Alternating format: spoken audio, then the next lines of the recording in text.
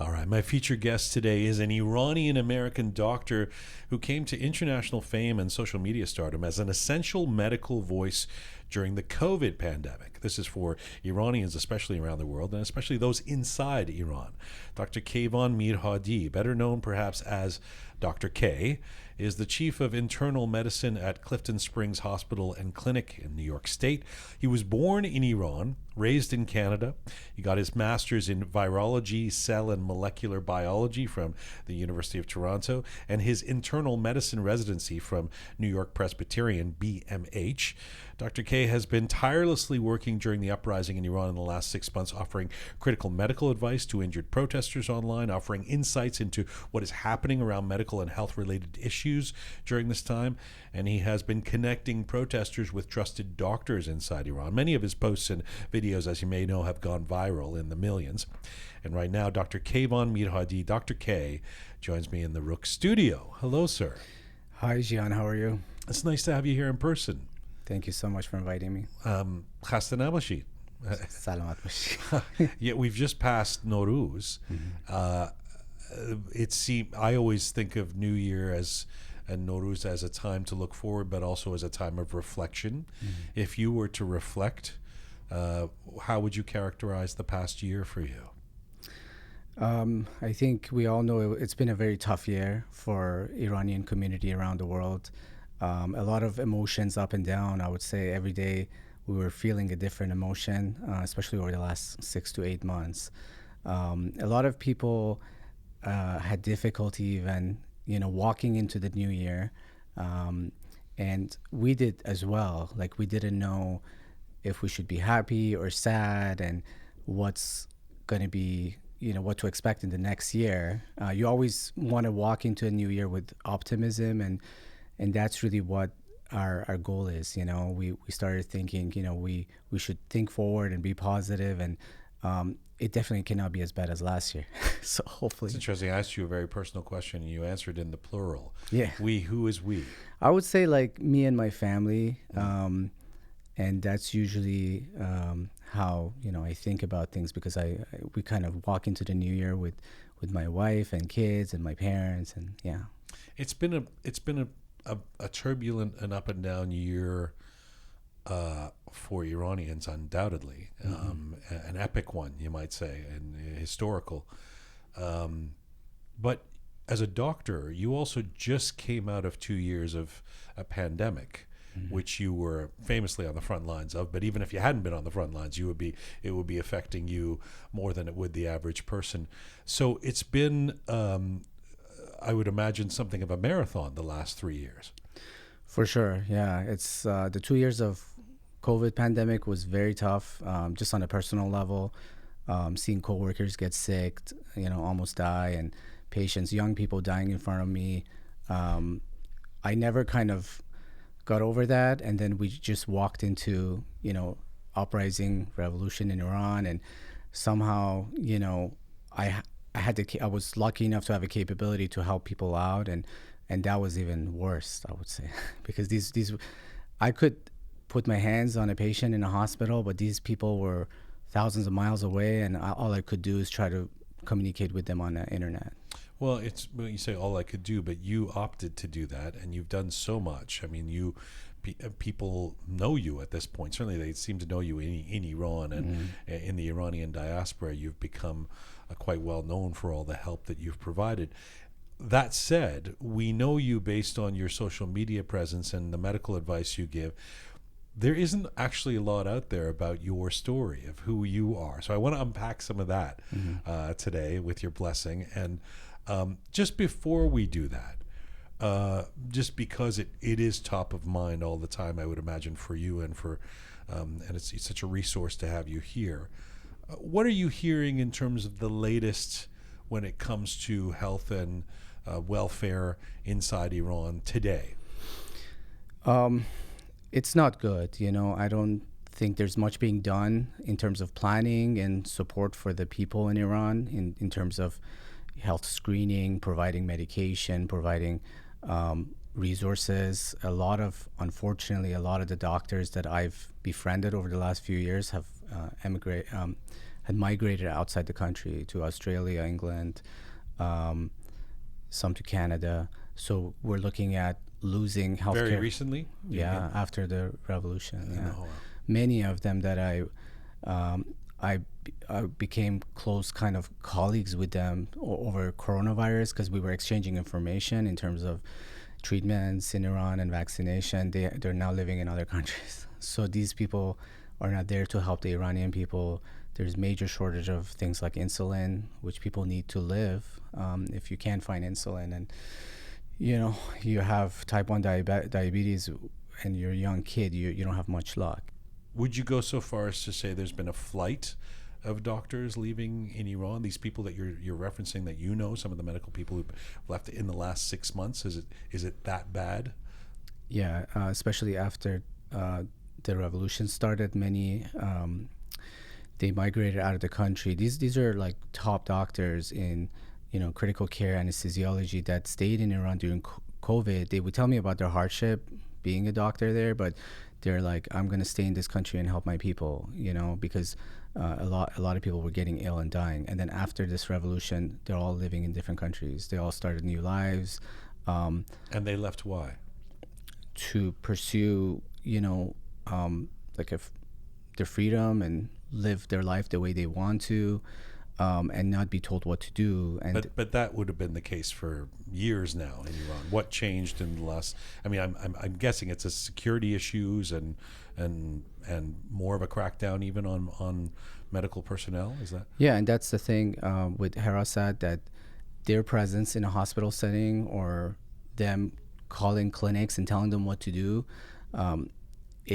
if that happened to me here, I would consider being a physician, just because it's very hard to treat a patient using your knowledge and somebody who has zero knowledge of medical care telling you what to do. And this happened recently with the poisoning of the young girls in Iran. Many of them were telling me, these are the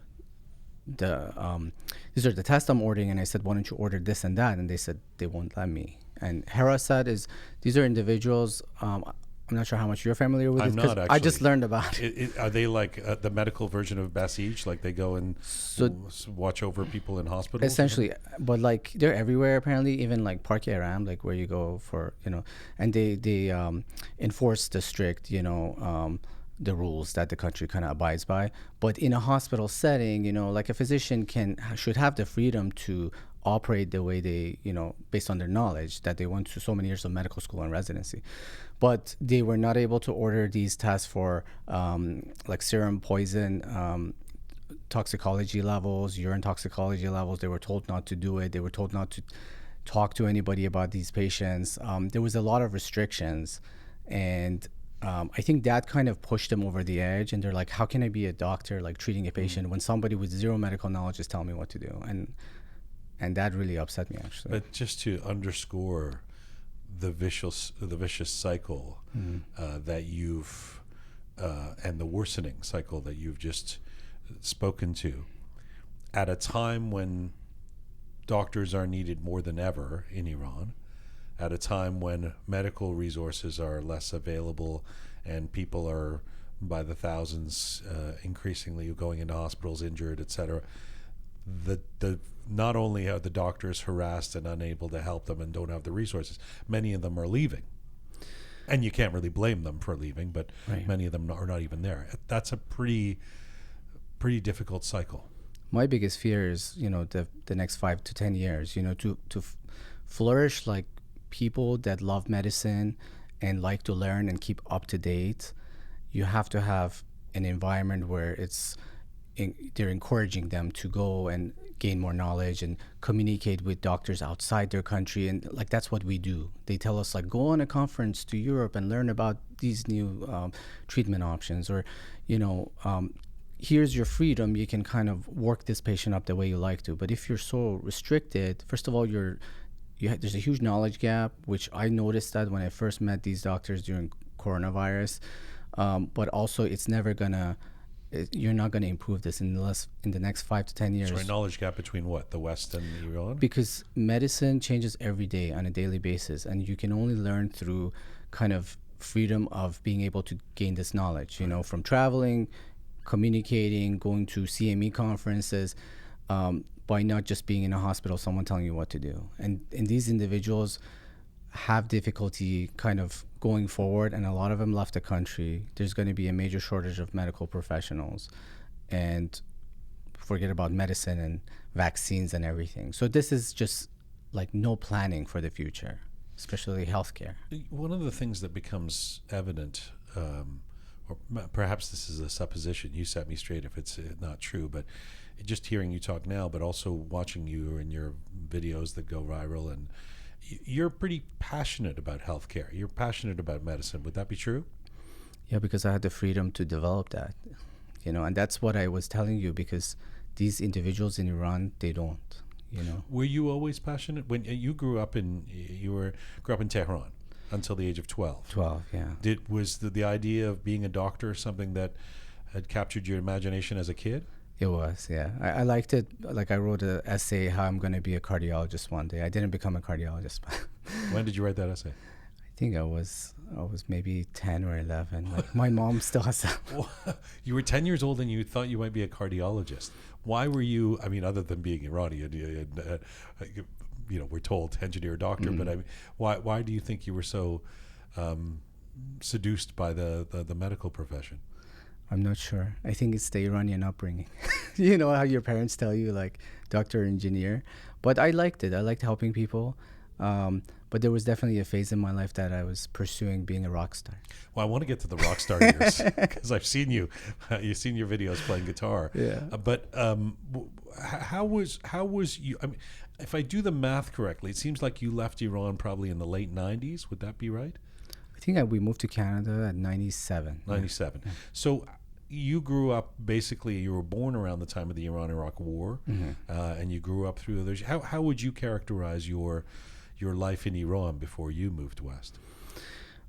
I did not imagine, I did not look at Iran like how I look at Iran now. I thought it was a wonderful place, at that age. I grew up in Ekbatan, actually, and we just played and we had fun, and even the things in school, like the religious aspect of it, I was actually into it, when I was young, because you just kind of grow up in that environment. They're like, oh, namaz, masan, let's all do it, or fasting. I was into that. Like, I was doing it when I was really young, not thinking why we're doing it and, and my parents gave me the freedom to do it, even though they're not like strict Muslim or follow any of that, but they just gave me that option.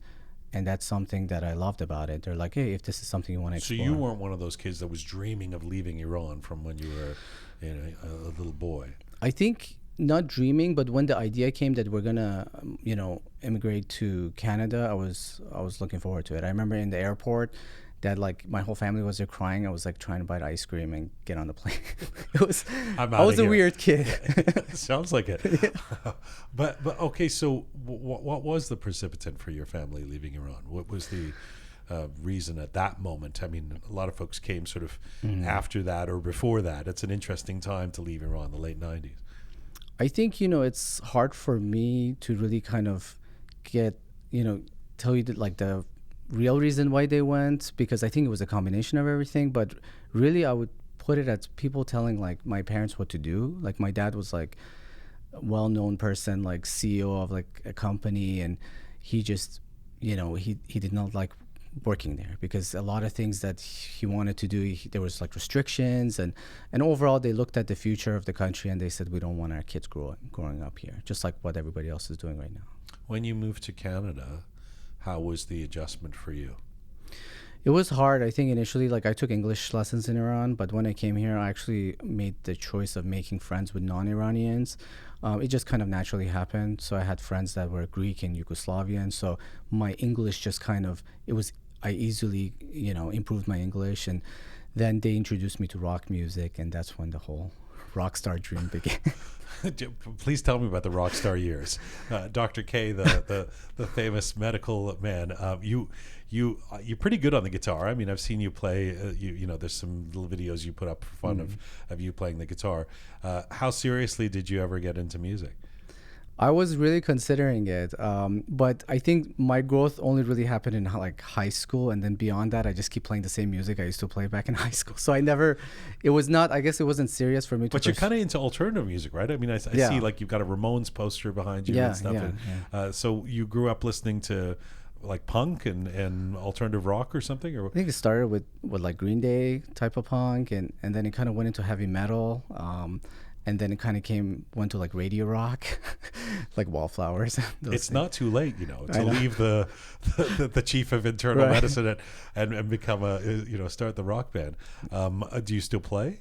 Yeah, like in our basement, we made like a little stage with, like red curtains and everything. I made it mostly for the kids, but I'm the one kind of playing all the time. And my kids are like, "Daddy, stop, stop." Oh, wow, you've really become the middle-aged dad playing. That's playing, exactly what. playing rock for the kids. I'm curious, obviously you go into medicine and you end up studying in Toronto and then in New York. You're very Iranian. I mean, to watch you, I would have.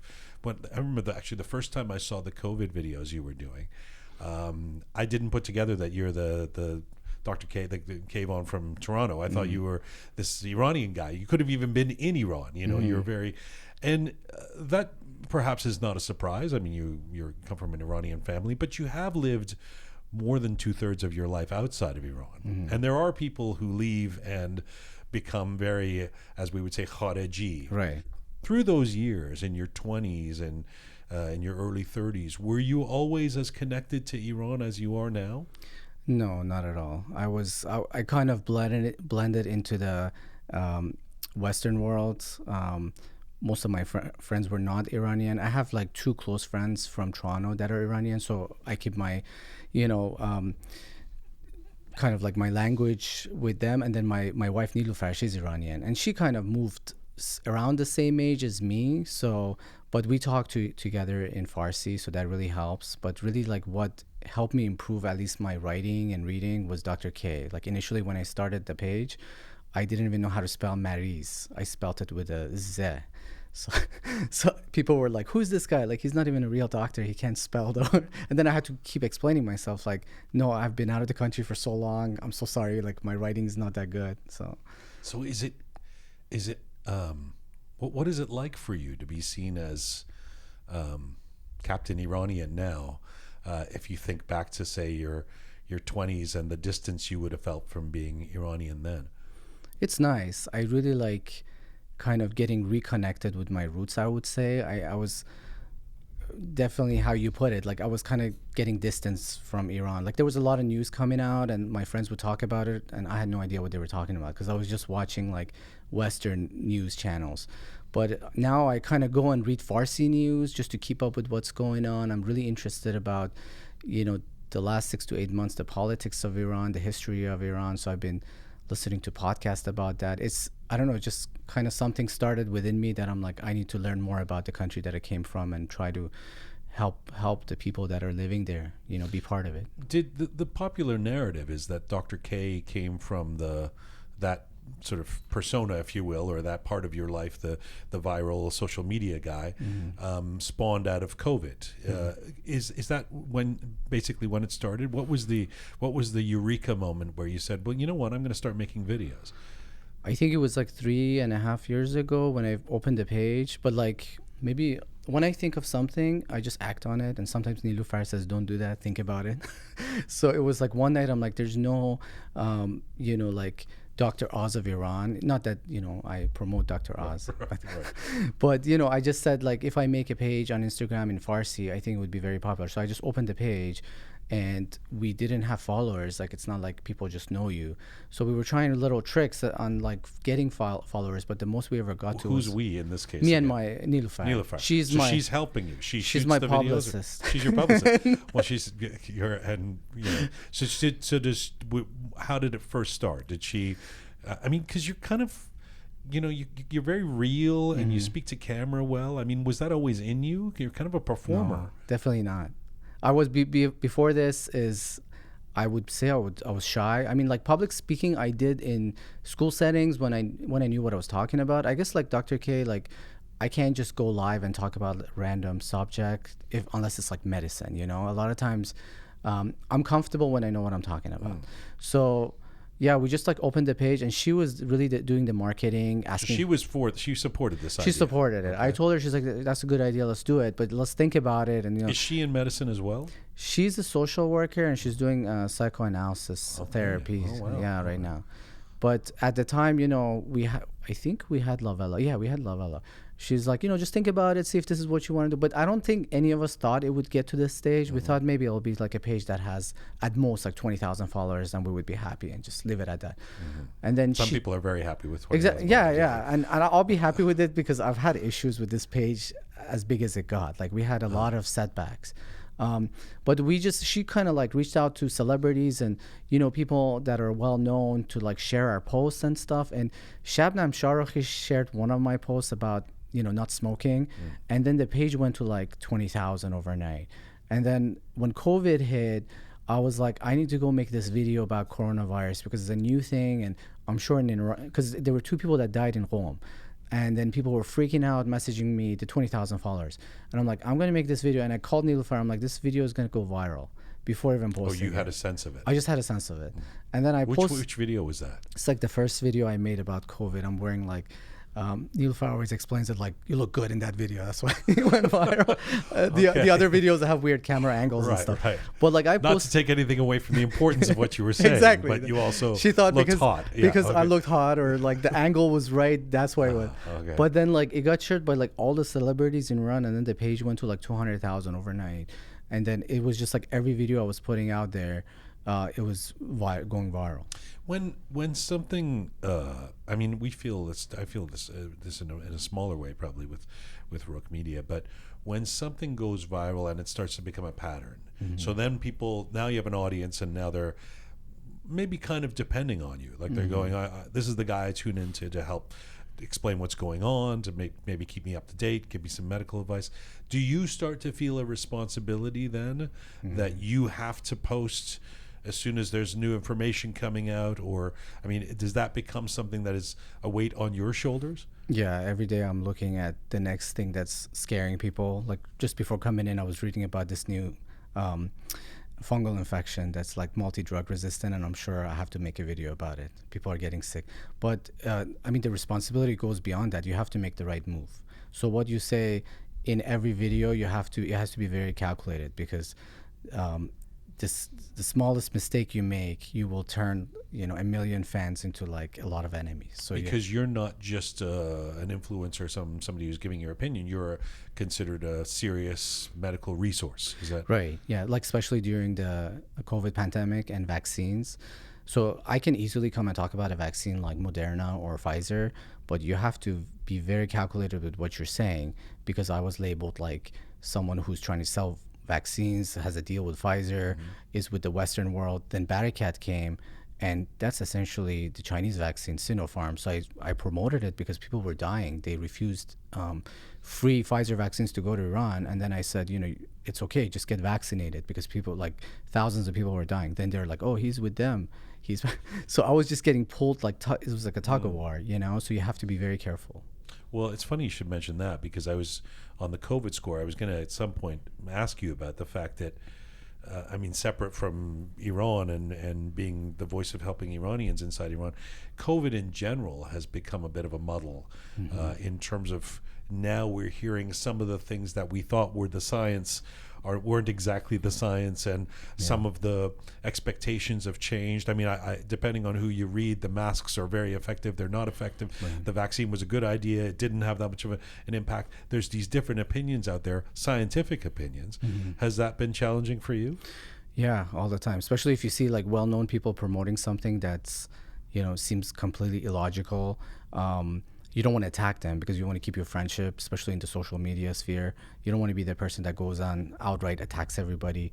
And knowledge changes. Like you go to sleep, you wake up in the morning, there's like a new discovery. So that's why you have to really, every step you take, you have to understand it could just, under your feet, it's going to get emptied. Is there anything that you were promoting, or that the medical community, including you, were promoting 2 or 3 years ago during COVID, that now you think we shouldn't have gone so far in that direction? I think at the time it made sense because of all the unknowns, but a lot of times, a lot of things with quarantine, like we told people to quarantine for more than 3 weeks sometimes, and it at the time it made sense because there was a collective decision to decrease the transmission of the virus to eliminate it. But then we learned, okay, you cannot eliminate this virus; it's just going to live with us. So why are we quarantining people for 3 weeks? So, I mean, things like that. And treatment, hydroxychloroquine, I was giving that to my patients initially. Then data came out that this is ineffective, so we just stopped.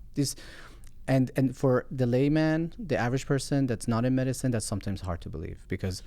What about the doctrinaire Western values around, some of them around vaccines? We're only going to let these people on the plane and these people not, and everybody needs to get the vaccine. Do you think we went too far with that? I was in the mix of that. Yeah. When things were coming out with vaccine kind of rhetoric and people taking sides, I was really pro-vaccine because every day I was going on WHO and World Health Organization and seeing how many people were dying around the world. And I definitely feel like vaccination got us out of the pandemic faster than natural immunity. But, just kind of not letting people get on a plane and what happened in China where everybody was just stuck in their house. They couldn't even leave some of that definitely was extreme. Or in some cases, people in the West, in Canada, we people certainly feel like they were ostracized if they they weren't vaccinated. And, people would lie about their vaccine status. And I don't know if that was that was helpful that we went through all that. When you said a moment ago, you said when the page grows is so big, it comes with some issues, and it's been some problems have developed. What were you referencing? So I was attacked from cyber attack many times to a point that my page almost got shut down. Like a page that I worked really hard for. I guess there's a huge anti-vaxxer population in Iran, and they have resources. I don't know where they get this from, that they can attack me on their posts, and kind of they kept reporting me to a point that I was getting warnings from Instagram that your page is going to shut down soon. A lot of that, shadow ban. I mean, I've talked to people that work in Instagram. They don't like to use that term, but I was definitely like shadow banned. People were not seeing my posts or stories, and labeled as I said before, like you're with this people or with that people, and I'm like I'm neutral. What about more recently in the last year with the uprising? The thing about your posts, you're not that aggressively, you're political. I mean, you're not. I don't see posts where you're saying down with the regime. I mean, you're just trying to help and give medical advice, but I'm imagining that even in that mix, the government of Iran would not be that happy with you. Yeah. I didn't get directly attacked during the last 6 to 8 months for some reason. Like everything that I put was being shared. I wasn't. There was something. I did get a verification from Instagram. I don't know if that helped, but there was something that my page, like I would put stuff even with like graphic scenery, and my posts were still there. With videos people would send me from Iran, or I would get from recordings. But before that, during COVID, I was like a lot of cyberbullying and cyber attacks for sure. What has been the most in the recent months, since you've been focusing a lot of your attention on the uprising and a lot of the health and medical issues that have emerged from that? First of all, protesters being injured. We've been through that whole period where they're shooting people's eyes, or people are losing one eye in their eyesight. There's more recently the chemical attacks, the poison attacks. What has been the most alarming for you in terms of, as a doctor, observing what's been going on in Iran? I would say the age group that these people, the protesters are usually young. They're 19, even younger, and the injuries they're suffering from, and the risks they were taking by going out and not being able to get treated after that. So that's just sad, like somebody in their 20s losing one eye and having to live the rest of their life without having that kind of, peripheral vision. It's just tough. Or losing a leg, or, a lot of them were, they had to go to the hospital to get treated for certain things, but they didn't. So they have all these like suchmes and pellets in their body. So how do you travel with that? Like, how do you go to an airport with, What do you know about, you posted some thoughts on it and some information. What do you now know about these poisonings, these chemical attacks on schoolgirls and university students from a medical perspective? We're still like, we don't have a definite answer because no one is giving it to us. All I know is, it definitely happened because there was a lot of posts going around saying 90% of these were hysteria, which again, like hysteria is not a medical term that should be used. A lot of people thought this is kind of like mass hysteria or psychogenic, which is all, BS. These girls, a lot of my followers that were sending me messages, they're like, oh, my girl just got really sick today at school and she saw like there was a cloud of gas coming into her classroom. So these are things that really happened. Who did them and why they did them, it just kind of they will never tell us. For some reason they just stopped doing it, as far as I know. But would you know what exactly was happening? I mean, what is the agent that is going into people's bodies and how is it affecting them? They said it was a compound agent of two different things, but they never named names. And I even went to a few of the posts that from the Iran side, and I said, can you guys tell us what the agents were? And nobody's like saying anything. So, I mean, there was the thing about organophosphates going around, which do cause the symptoms that these girls had. But you don't have doctors in Iran that you're in contact with who would have treated some of this and gone, this is what I noticed? Well, the only, like, if I want to, because I work in an area where there's a lot of farmers. So if they come in with the symptoms, I will I will send a blood test that does organophosphate screening. But they can't do it because of harassment. So I asked them, I'm like, can you send this test? They're like, no, they told me not to do it. So, it just boggles the mind that every hospital, every clinic, like even clinics, like outpatient clinics, they were calling them and they say, oh, if somebody comes in, you better not be ordering this test. So obviously there's something they're using they don't want the public to find out. It's madness. It's madness that, I mean, if the poisoning of kids is not outrageous enough, then the idea that if the kid goes to the hospital, we're not going to treat them properly or send out tests or to keep the cover up going you can't make this stuff up.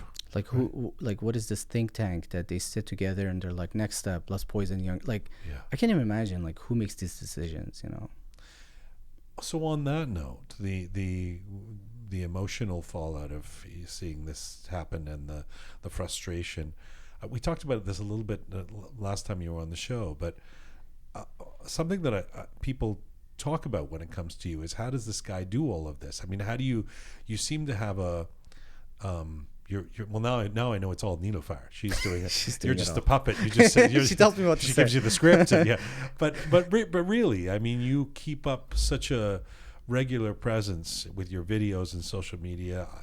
I mean, it takes a lot out of someone to do that, and I don't know who's doing all the editing and all the getting it all right and putting it out there and everything. But you're doing all of that. You're still a doctor. You're running a clinic. How do you balance all of this these days? I don't know. I found like the perfect formula, I guess, with my days, that everything is, I'm a very regular person. So, I kind of have my day set out how I do it. I also go to the gym every day, like Monday to Friday. I have to go to the gym for an hour. Now you're going to have to give us an example, because it starts to stretch credulity. And you also have kids. I have kids. And so how do you do all of this? It's just, staying to keeping up a regular schedule where you fit everything at the right time and you stick to it. What time do you get up in the morning? I actually get up later. I get up around 7:30. I drop off my son, drive to work. So I do like patient care for 3 hours, then I go to the gym. Then after the gym, usually things die out in the hospital. Then I work on Dr. K, come home, then kids and family. Okay, so you don't have to pull like 12-hour days being a doctor. No, so what I do, I'm a hospital doctor. So usually like after you see the patients, you have a little bit of freedom versus like a doctor who works in a clinic. It's like back-to-back visits where there's really no break. And you seem like a very disciplined person in terms of being a slave to your own schedule. Yeah. If anything happens, like I can't go to the gym, then my day is ruined. Well, it's great. I mean, this is the thing when sometimes people, I may have been known to say this myself. Sometimes people are like, I just don't have the time to go to the gym. I always think of these. Obama, worked out for an hour every day while he was president. So everybody has the time, can make the time. You're an example of that. The other thing though that I think you mentioned last time you were on the show, that you try to respond as much as you can to people who are writing to you guys, right? Who are writing to Dr. K. Now that's a whole other kettle of fish, because I would imagine, I mean, you get a gazillion messages. I can't even, sometimes I feel guilty when somebody says Happy Nowruz. I don't have the time to like it and say thank you. So how do you manage that, trying to respond to the mail coming in? I mean, we don't answer all of them, but I wouldn't say we even respond to majority of them, but like we try our best. But throughout the day, like I would say I'm kind of guilty of having my phone on me all the time, whatever I'm doing.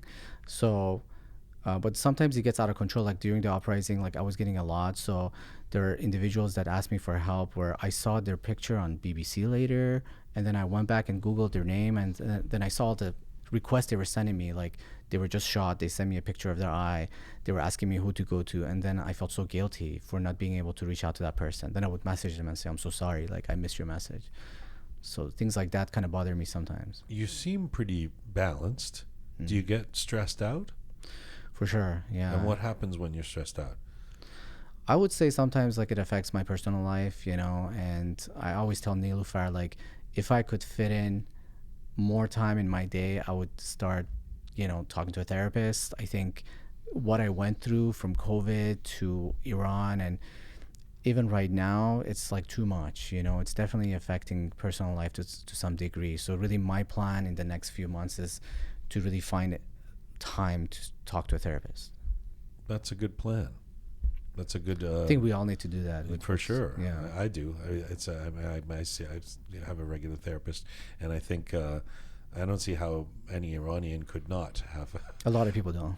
Well, I know, and not only that, but as you know, it's been taboo in some Iranian circles, sadly, for a long time. So it's definitely, if there's one thing I've learned interviewing people for the last 3 years on this show, but in the last 6 months in particular, is that I don't think there's anybody that's immune to the trauma that's come from being Iranian over the last few decades, and especially watching the images and what's happened in the last few months. And so that would seem like a necessity. It should be, we should crowdsource it and make sure that everybody has a therapist available to them. Do you obviously have the support of Nilufar? What does your extended family and friends think of your celebrity, or the fact that you're as well known as you are? Do parental figures warn you about the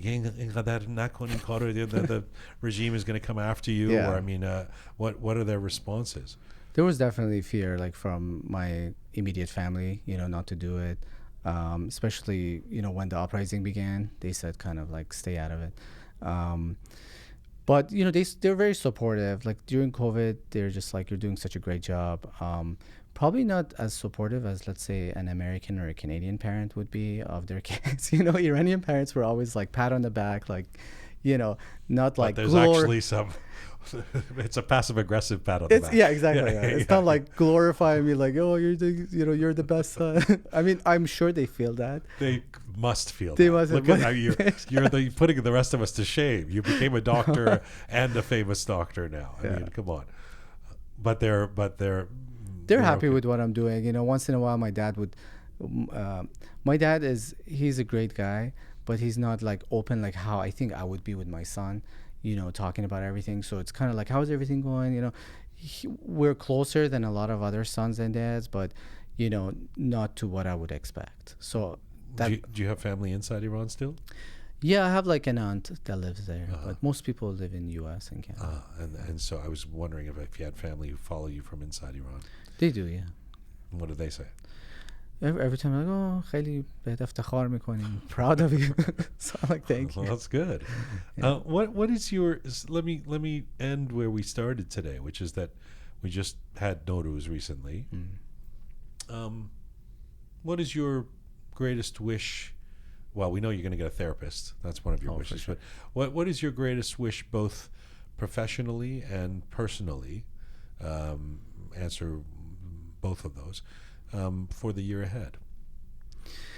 Personally, I want to make more time with family and my kids. You know, I feel like I always fit them in the schedule, but I want to make them the schedule. I feel like, you know, my work and social media did take over what I could do. I still do my best to be a supportive husband and father, but I definitely can improve in that. Professionally, I mean, I love the page and I hope it keeps going, and I can keep providing up-to-date medical information for people. And I don't know what's the future for the page or for myself, but I kind of for now I'm happy with everything that's happened. I hope for all of us kind of be tolerant and accepting of each other. That's really what I hope for in the upcoming year. A doctor would say, put away the phone sometimes. Turn it off. At nighttime, for sure. Are you able to do that? Yeah, like at nighttime, Do you actually turn it off? I don't turn it off because they can call me from the hospital. Oh, right. So I keep it on. But yeah, I put it on like silent mode so I don't get notifications. If you wake up at 3 a.m, do you check your I'll probably go page?